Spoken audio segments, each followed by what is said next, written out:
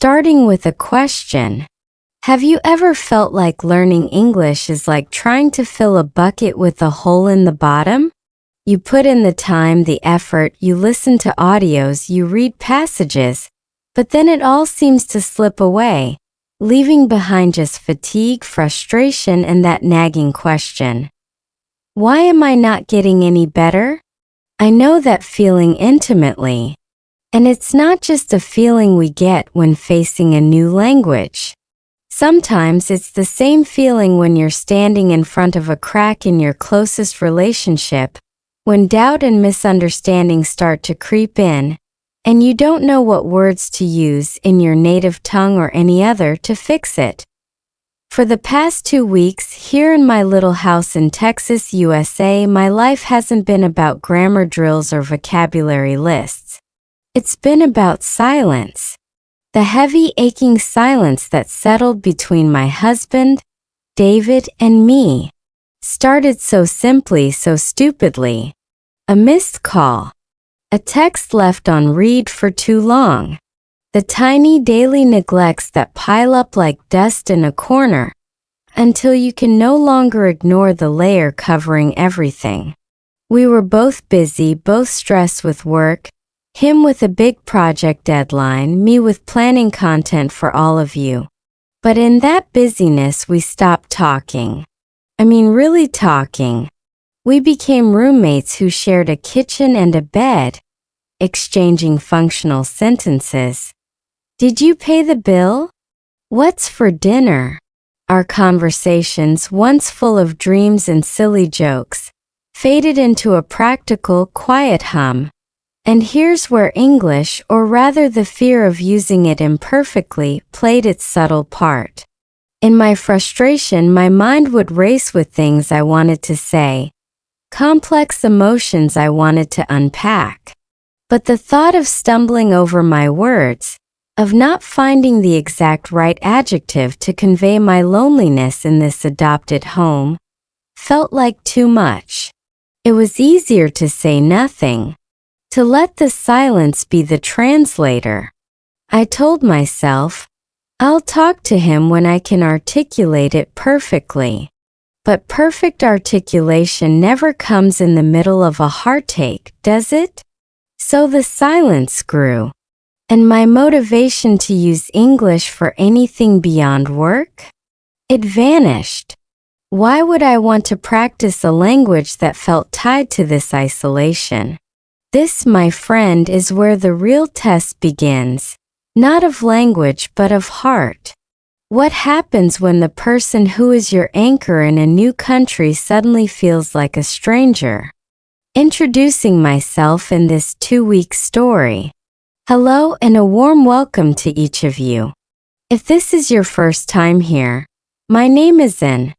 My journey from the vibrant, bustling streets of Hanoi, Vietnam, to the wide-open skies and quiet suburbs of Texas, USA, is more than just a change of address.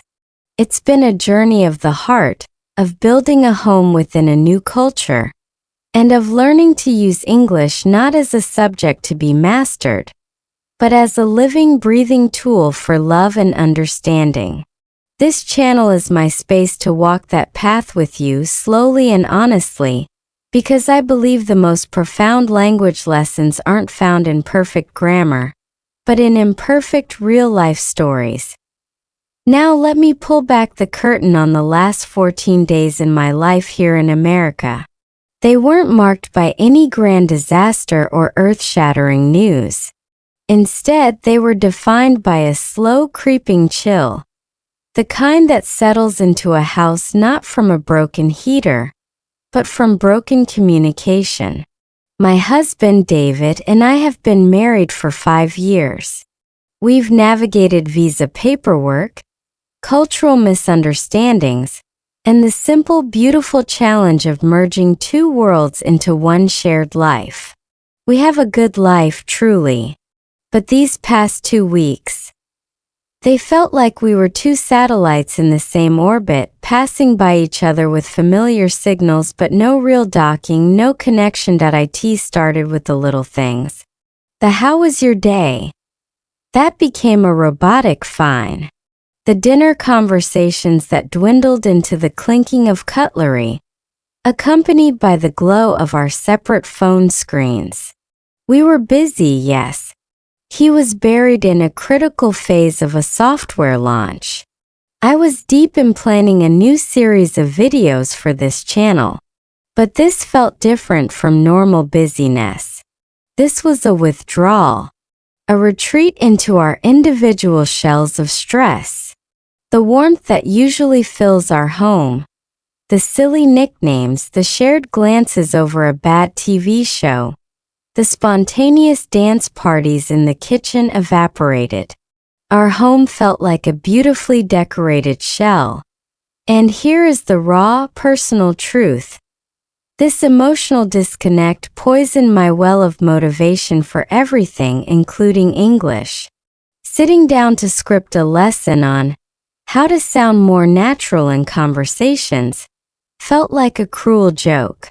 My own conversations were stilted and hollow. How could I authentically teach connection when I felt so disconnected? The English language, which had once been my bridge to David and to this new country, now felt like part of the wall between us. Every unspoken frustration, every lonely thought, seemed to get tangled in the fear of not expressing it correctly. I'd think, I need to talk to him. And then my mind would freeze, searching for the flawless diplomatic English phrases to package my hurt, which of course never came. So I stayed silent. I began to understand in my bones a fundamental principle. Your emotional landscape is the soil in which you plant new knowledge. If that soil is dry, cracked, and neglected, if you are feeling isolated, anxious, or sad, no amount of forcing vocabulary seeds will yield a healthy crop.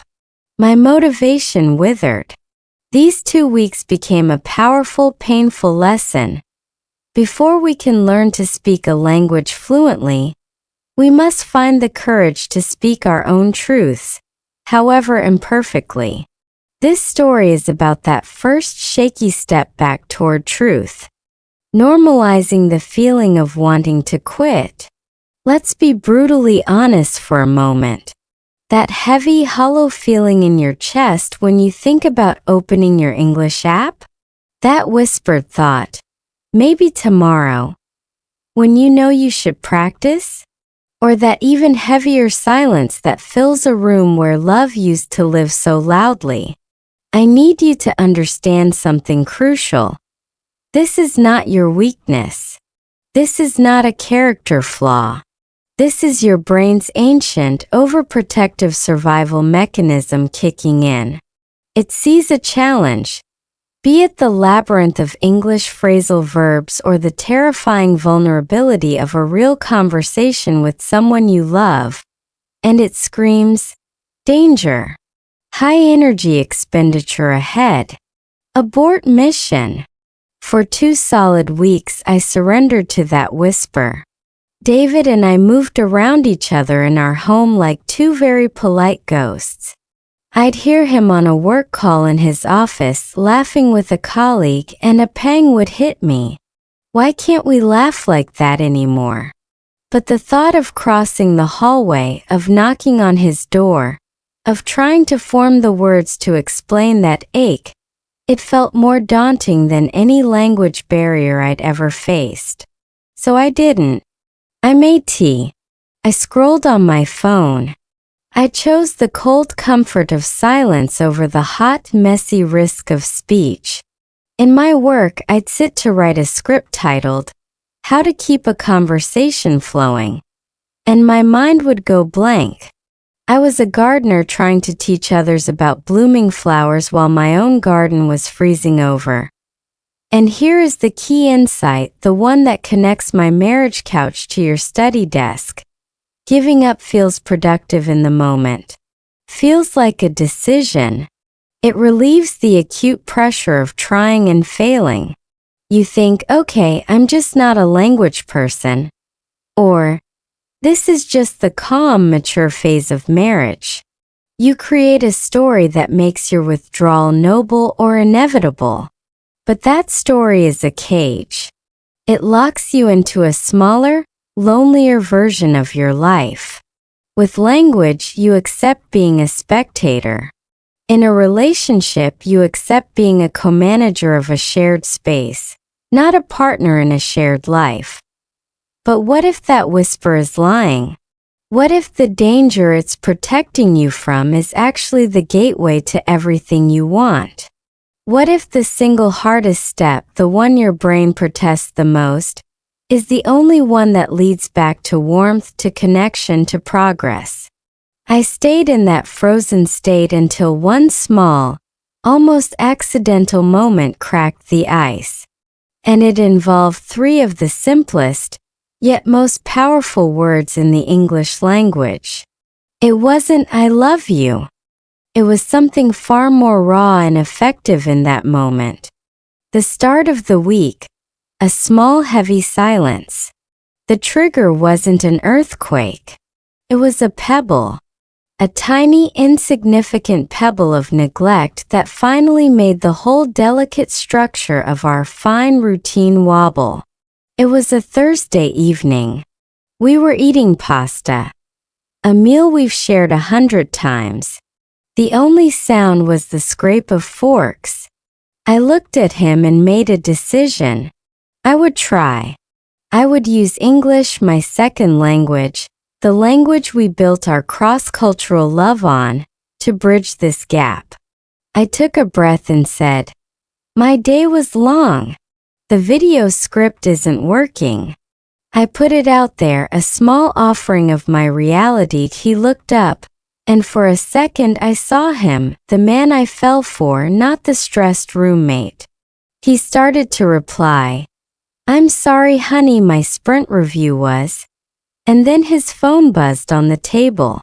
A work Slack notification. He glanced at it. His eyes flickered.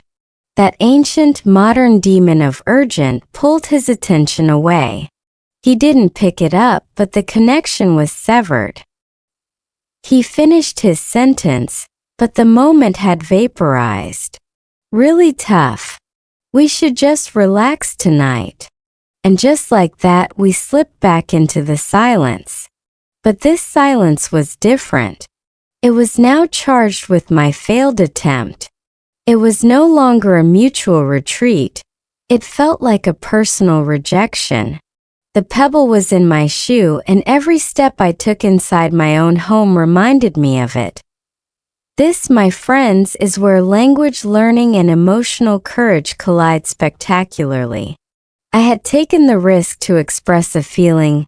Long isn't working. Simple English words carrying complex emotional weight. And the world didn't end. But the response felt muted. Distracted. Now the dangerous narrative began to write itself in my head. "See? Your effort doesn't matter. Your words don't reach him. Maybe it's your English. Maybe it's you." This is the exact same mental trap we fall into when we practice speaking and don't get the reaction we hoped for. You muster the courage to say something to a language partner, and they correct your pronunciation, or they just say "okay" and move on. Your brain screams, "Failure! Abort!" It convinces you the problem is the language itself, or your fundamental inability to master it, rather than 1,000 other factors, like the other person simply having a bad day. I carried that heavy, pebble-filled silence for the next 3 days. It grew. It mutated. I imagined he was bored of me, of our life, of the burden of a partner still navigating the nuances of his culture and language. I didn't ask. I just imagined. And in doing so, I built a wall brick by invisible brick. But walls, no matter how well constructed, have a fatal flaw. They create a pressure cooker inside the person building them. and pressure eventually demands a release. My release came from a place I didn't expect. Not from a dramatic confrontation, but from a song. A stupid, catchy pop song from 2010 that came on the car radio. And it contained a single perfect line that acted like a key. It didn't fix anything, but it unlocked the next terrifying and absolutely necessary door. The insecurity and the language barrier. The silence after that failed dinner attempt didn't just sit there. It fermented. It turned into stories I told myself in the dark. Stories where I was both the victim and the prosecutor. My mind, now an expert at crafting worst-case scenarios, replayed every recent interaction, or lack thereof, as evidence. Him falling asleep early on the couch. He's avoiding me. Him being quiet at breakfast. He's regretting everything. My own English, which I usually wear with growing confidence, suddenly felt like an ill-fitting costume. Every potential sentence I constructed to address the issue seemed either too dramatic, "Are we falling apart?" or too weak, "Is everything okay?" I was trapped in a grammar of anxiety, looking for the perfect tense to describe our imperfection. This right here is the hidden link between emotional insecurity and language learning paralysis. When you feel unsafe or unsteady in a relationship, be it with a person or with the very process of learning, your brain's cognitive resources are hijacked. The amygdala, your fear center, sounds the alarm.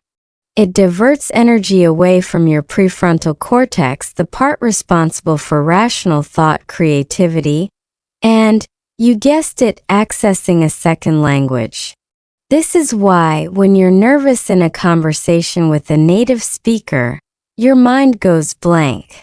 The words you know disappear. It's not that you're bad at English, it's that your primal brain is in fight or flight mode, and sophisticated vocabulary is not its priority. My fear of the emotional confrontation was creating the same mental block. I couldn't find the right English words because my panicked brain had thrown the entire language library into lockdown. The barrier wasn't vocabulary. It was vulnerability. Speaking in my native Vietnamese about deep hurt is hard enough. But doing it in English? It felt like performing open heart surgery with borrowed, unfamiliar tools. What if I miscommunicated the pain and it came out as anger? What if my limited words made a profound problem seem trivial? The fear of being misunderstood was literally making me choose to not be understood at all. I opted for the quiet loneliness over the risky possibility of connection. And with each day of choosing silence, the version of David in my mind, the distant, disinterested one, became more real than the actual man living beside me. I was building a prison of assumptions, and I was both the jailer and the inmate. But a turning point often comes from the smallest crack in the routine. On Sunday morning, the silence was its thickest. We were both reading in the living room, a scene that should have felt cozy but felt cavernous. And then David, without looking up from his book, said something utterly mundane. He said, "This character reminds me of that waiter at the Vietnamese place we loved in Austin. The one who taught you the word for starfruit." He said it softly, almost to himself. He even attempted the Vietnamese tone. That one word, that tiny shared memory he'd held onto, was a pinprick of light in my dark cell. It was a signal, a reminder that our shared history, our private language of memories and inside jokes, still existed beneath the ice.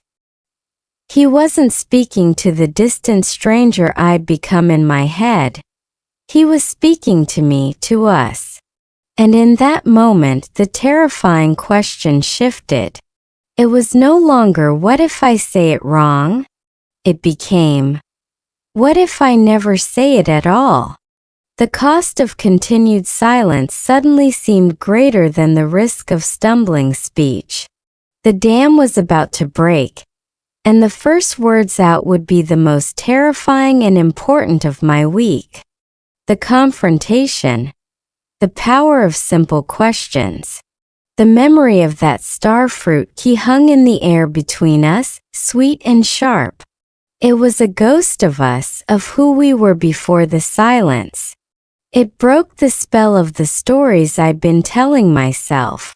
He did remember. He was still in there. The pressure that had been building inside me for 2 weeks reached its peak.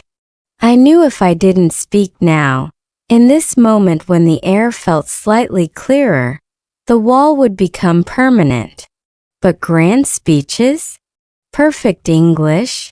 That wasn't the way. My overthinking brain had been the problem all along. I needed to bypass it. I closed my book. My heart was pounding so loudly I was sure he could hear it. I looked at him. He felt my gaze and looked up from his page.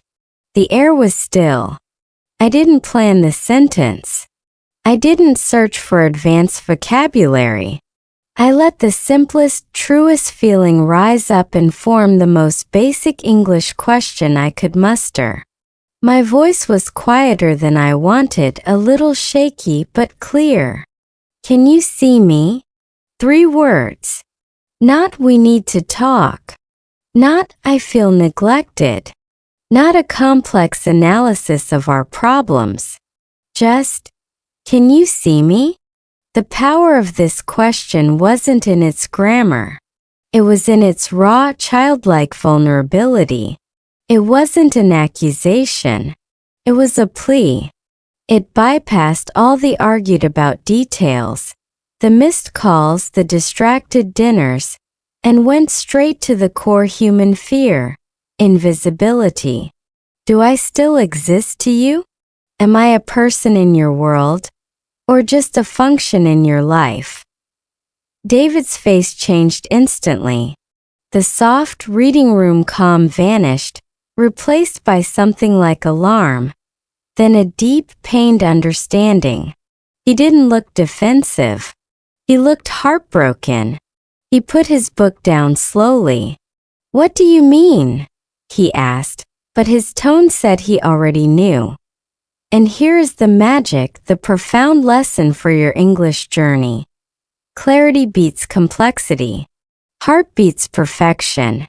For 2 weeks, I had been trying to mentally draft the perfect conversation, and it had paralyzed me.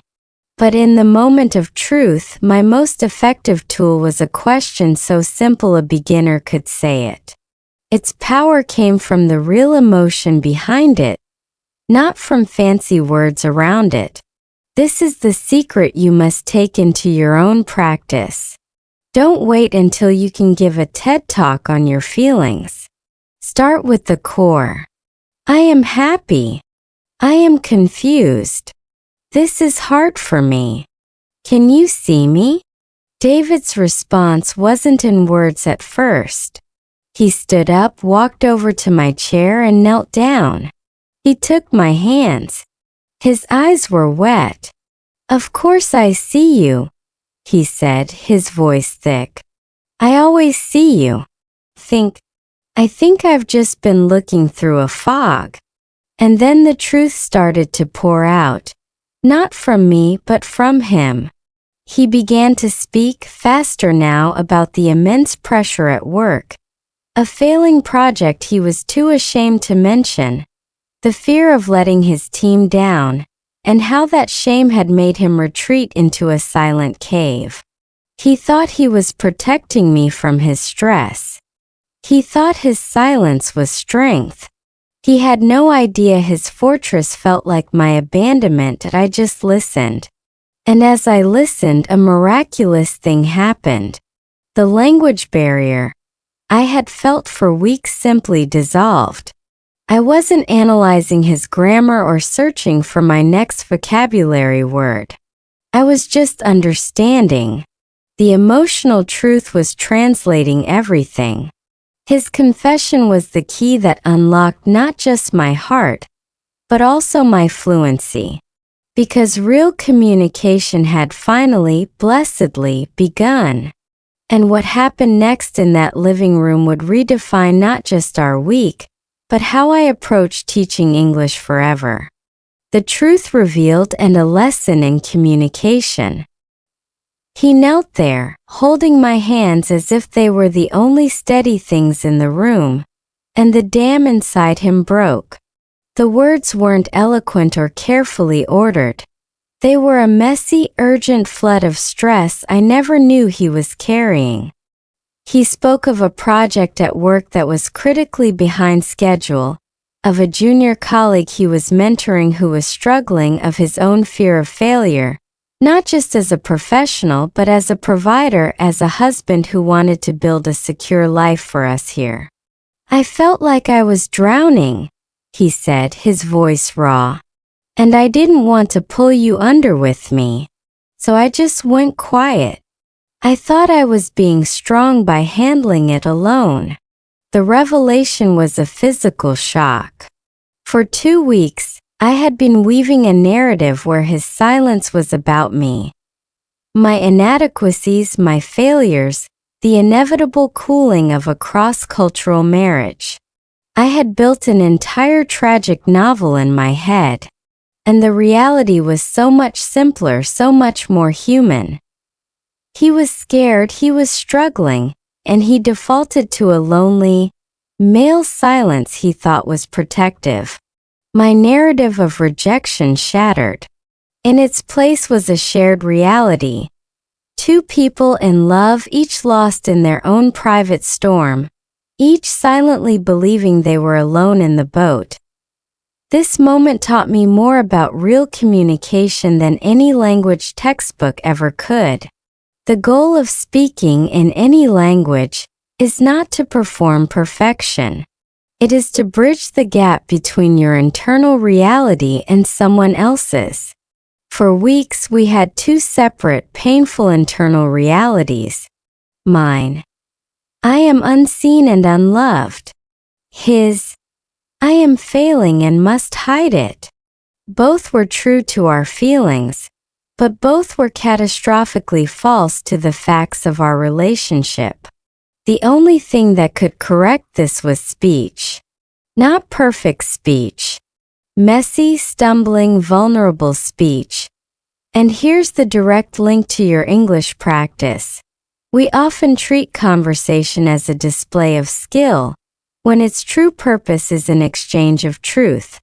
You hesitate to speak because you're thinking about your accent, your verb tenses, your vocabulary. You're focused on the container, the language, and not the content, your meaning, your humanity. My simple 3-word question worked because it prioritized content over container. It carried a world of meaning in a simple structure. David's response wasn't grammatically flawless either. It was fragmented, emotional, real. Yet, it was the most fluent, understandable exchange we'd had in months because it was 100% authentic. The fog didn't just lift between us, it lifted inside me about language itself. I saw that the barrier I felt wasn't English. It was fear. The fear of being truly seen in my imperfection, my imperfect emotions, my imperfect language skills. Once I risked being seen, the language became a tool, not a test. We sat on the floor, backs against the couch, and talked for an hour. We used simple words. We circled back. We said, "Wait, what I mean is..." It was the best English conversation practice of my life, and not a single part of it was practiced. The healing began not when we found a solution to his work problems, but the moment our 2 separate, lonely realities touched and became one shared story again. And from that shared story we built a tiny, powerful new habit that night, one that would change the course of our week and give me a concrete method to share with all of you. The repair. Small evening conversations. We didn't solve his work project that night. We didn't magically erase 2 weeks of distance with one talk. But we did something far more important. We laid down the first plank of a new bridge. As we sat there on the floor, emotionally spent but finally connected, I had an idea. It came from a place of deep need, my need to feel him present, and my parallel need as a language learner to make practice meaningful, not mechanical. What if, I said, my head on his shoulder, we try something small? What if every night this week we just talk for 5 minutes? In English. But not about bills or schedules. He was quiet listening. We just pick one small thing. One real thing from the day. A feeling. A silly moment. A worry. And we just share it. No phones. No big solutions needed. Just sharing the weather inside our heads. He let out a long breath. A sigh of what sounded like relief. I would really like that, he said. I'm sorry I forgot how to do that. And so, the 5-minute real talk was born. That first night our topic was, one moment today I felt like a fraud. His was in a meeting where he nodded along while his mind was blank with panic. Mine was while filming an intro for a video, smiling while feeling utterly hollow inside. We didn't give advice. We just listened, and sang those hidden shames out loud in simple English, under the gentle light of a shared agreement, stripped them of their power. I felt scared. I felt like a fake. Basic vocabulary, nuclear emotional impact. This, my friends, is the golden key I want to hand to you. Sustainable language learning is not built in marathon study sessions. It's built in tiny, consistent, emotionally relevant moments. Why? Because your brain craves relevance. It discards dry, disconnected vocabulary. But it latches onto words tied to a feeling, a memory, a shared laugh, a confessed fear. When I said, I felt like a fake, the words fake, felt, smile, they became glued to a real visceral memory. I will never forget them. This nightly ritual did 3 things at once. 1. It repaired our connection by guaranteeing daily, vulnerable contact. 2. It made my English practice deeply relevant and stress-free. 3. It created a living library of vocabulary tied to my actual life. The topics evolved over the week. Something beautiful I noticed, a quiet win, a sudden worry. The 5 minutes often stretched to 10 or 15 because we'd start laughing or ask a follow-up question. The shared language became a playground again, not a battlefield. I wasn't practicing English with my husband. I was living my life with him, and English happened to be the medium. This shift from practice to life is everything. And as our nightly talks became the anchor of our week, I realized this method wasn't just saving my marriage from a cold snap. It was revealing the perfect blueprint for how to finally fall in love with the process of learning English itself. The next step was to take this personal experiment and turn it into a tool you can use tonight. No partner required. Applying it to learning, from marriage to motivation. As the week of our 5-minute real talks unfolded, something quiet and profound happened beyond the walls of our home. My general dread toward my own work, Creating English content began to evaporate. The paralysis was gone. Why? Because I had accidentally stumbled upon the fundamental psychological engine for lasting motivation: autonomy, relevance, and connection. Let me break down how our nightly ritual mirrors exactly what your brain needs to willingly, even eagerly, engage with English. First, autonomy. We chose to do this. It wasn't a chore assigned by a teacher or a grim duty. It was a tiny mutual agreement born from a desire to reconnect. In your learning, when you feel forced, I have to study for 2 hours, your brain rebels. But when you choose a tiny, manageable, personally meaningful task, I will describe my coffee in 3 English sentences to myself, you feel in control. You are the initiator, not the prisoner. Second, relevance. We talked about our real messy specific days. The language served the life, not the other way around. This is the critical flaw in most traditional practice. You describe hypothetical weather or airports, when what's actually swirling in your mind is anxiety about a work email or joy about your child's drawing. Your brain dismisses the hypothetical as clutter. It remembers what is felt. When you tie new words to your actual emotional reality, frustration, pride, anticipation, you build neural pathways that are strong and durable. You're not just learning the word frustration. You're tagging your own experience of it, making the word yours forever. Third, connection. This is the most powerful element.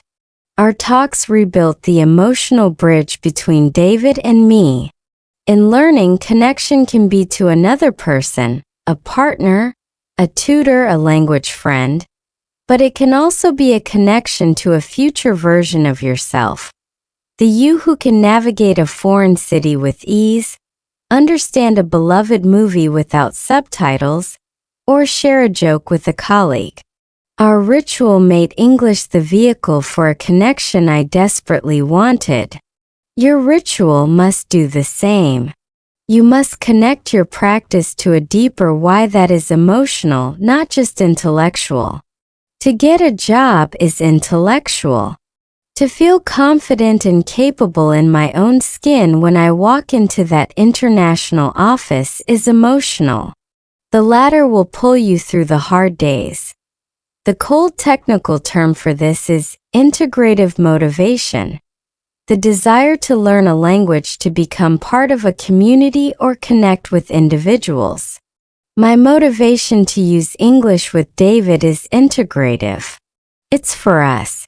What I realized this week is that you can build a version of this even if you're learning alone.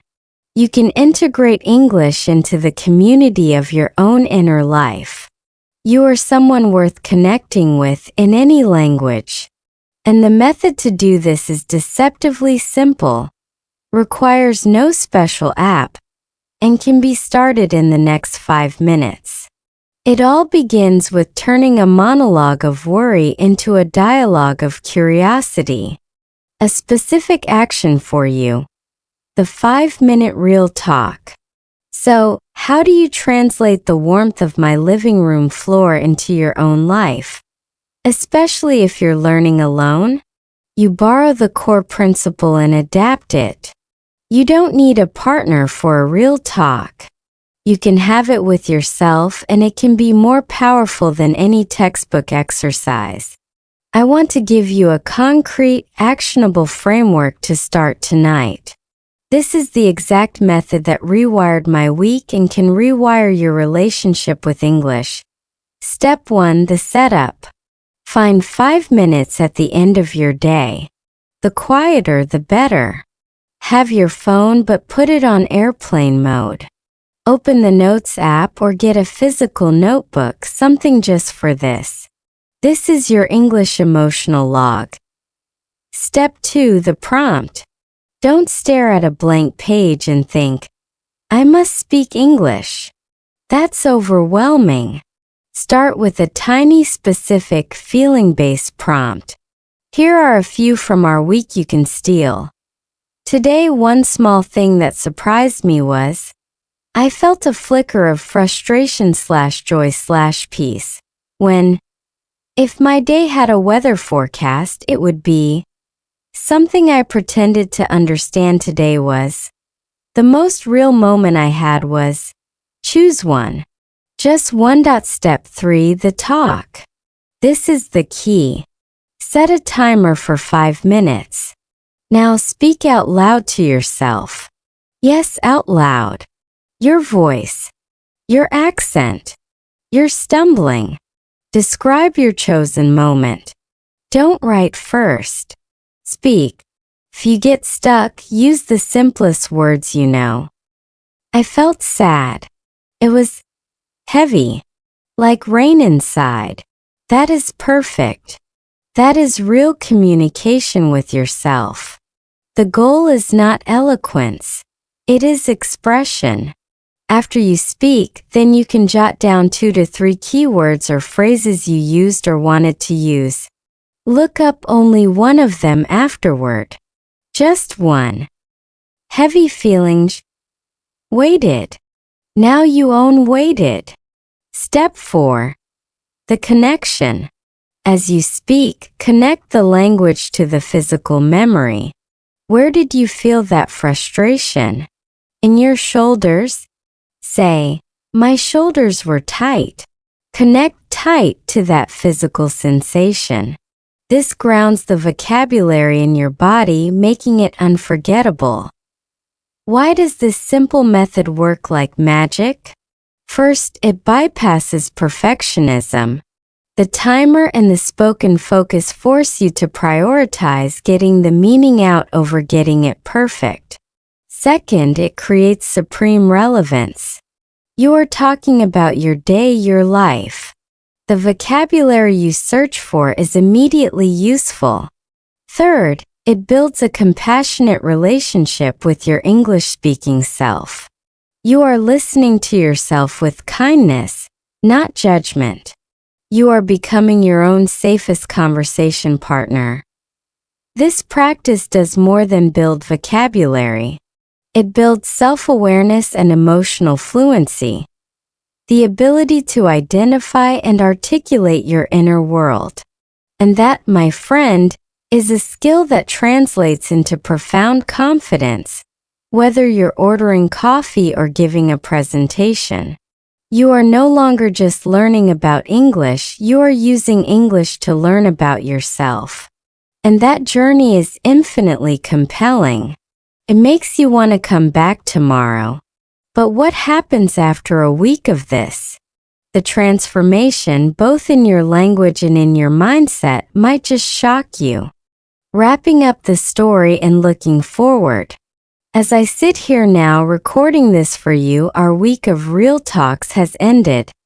But the ritual has stayed. It has evolved. Last night, our prompt was a hope for next week. David said he hopes to finally see the green light on his project. I said I hope to carry this feeling of quiet connection forward, into my work, into this video. The heavy silence of 2 weeks ago feels like a story about other people. The cold fog has burned away, replaced by a clarity that is both gentle and strong. This journey taught me that both marriage and language learning are not about maintaining a perfect, static image. They are about continual gentle repair. The trust wasn't broken by the silence. It was hidden by it, buried under our separate piles of fear and assumption. We didn't need to be perfect speakers or perfect partners. We just needed to be brave enough to voice our imperfect realities. The English language wasn't the barrier. It became the bridge the moment we decided the crossing was more important than our fear of stumbling. And this is my final, deepest insight for you. Your why must be stronger than your why not. For 2 weeks, my why nots were winning. Why bother talking? I'll mess it up. Why bother practicing? I'm not improving.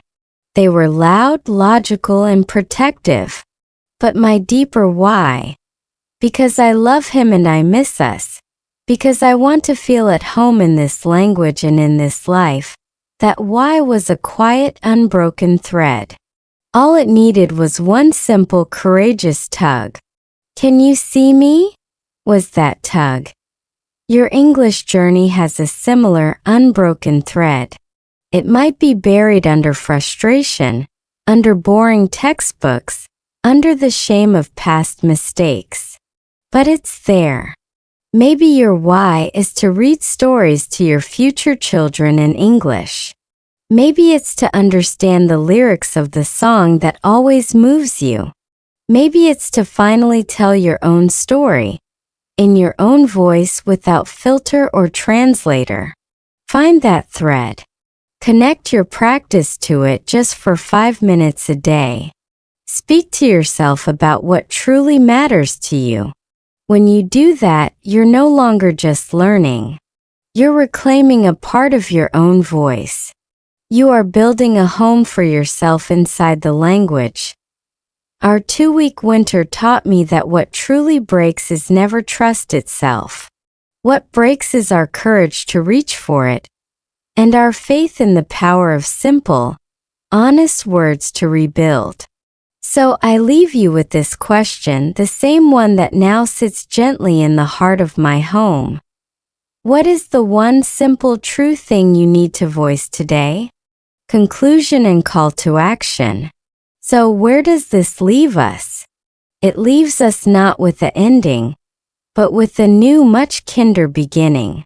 My story of a cold 2 weeks in Texas isn't a fairy tale with a permanent happily ever after.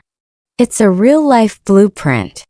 Proves that the moments we want to quit in love, in learning, in life are not the end of the road. They are the signposts pointing us toward what we truly need. Not more perfection, but more humanity. Not flawless grammar, but honest connection. Not a louder external motivator, but a quieter, deeper listen to our own internal why. I want you to take one thing from this video. Just one. Don't try to overhaul your entire study plan. Don't make a grand, shaky promise to study for an hour a day. That's how we set ourselves up for the same cycle of guilt and surrender. Instead, I am giving you a direct invitation, a challenge if you will. Tonight, before you sleep, I want you to have your own 5-minute real talk. With yourself. Use one of the prompts I gave you or make up your own. Set a timer. Speak out loud. Let your voice, however hesitant, fill the space. Jot down one word you discovered or reclaimed. That's it. That is your first plank on a new bridge. Do this and you will have done something more powerful than any passive listening exercise. You will have used English not as a subject, but as a tool for self-discovery. You will have honored your own experience by giving it a voice. And in doing so, you will have taken the single most important step from being a student of English to becoming a speaker of your own life. If this slow, story-based way of learning resonates with you, if you're tired of the pressure and want to find the joy and connection in language again, then this channel is your space. I will be here every week, sharing more real stories from my life in the US, weaving in the English lessons that matter, and building a community of learners who believe that fluency isn't about sounding like a news anchor. It's about sounding like the truest version of yourself.